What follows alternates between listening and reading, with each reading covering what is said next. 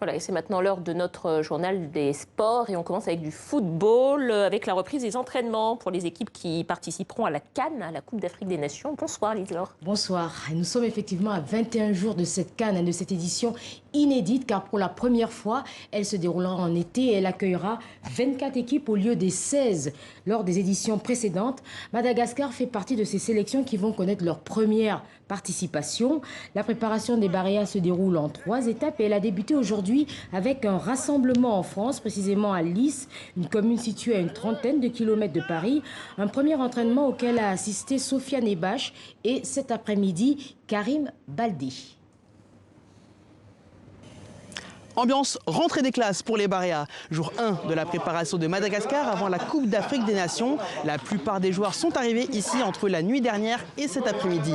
Une fois les valises posées au centre Léonard de Vinci, petit moment de détente autour d'une table de ping-pong, histoire de retrouver les copains avant l'entraînement. Allier plaisir et travail, c'était ça l'objectif de Nicolas Dupuis. Le sélectionneur de l'équipe nationale souhaite avant tout remettre en forme l'intégralité des joueurs avant d'aller plus loin. Écoutez-le.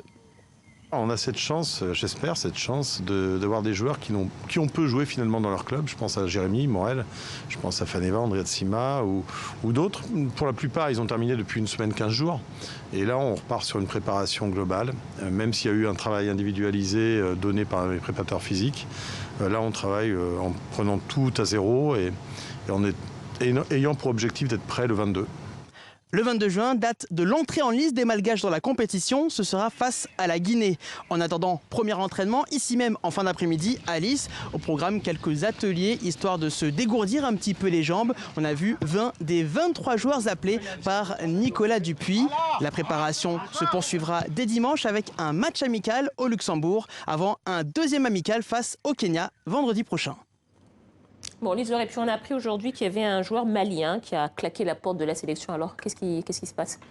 On ne sait pas ce qui se passe. Il s'appelle Mamadou Gassama. C'est le gardien de 3 équipes françaises de 2e division. Il a décidé donc de claquer la porte, de ne pas participer à cette CAN, alors qu'il faisait partie de la présélection du coach malien Mohamed Magasuba.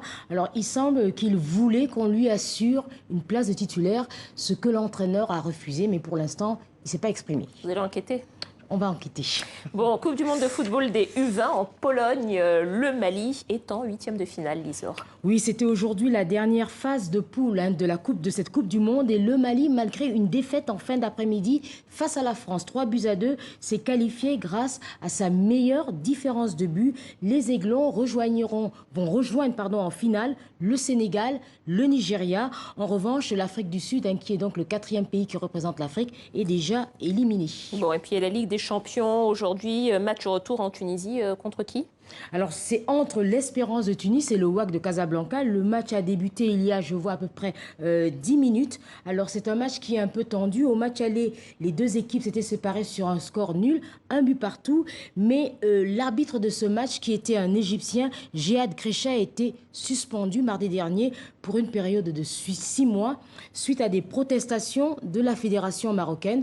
Le WAC s'était plaint parce qu'il s'était vu refuser un but et un penalty. Et il faut dire que c'est un coup dur pour cet arbitre égyptien qui finalement va manquer la Coupe d'Afrique des Nations chez lui. Bon, merci beaucoup Lise-Laure. Merci. À demain. À demain.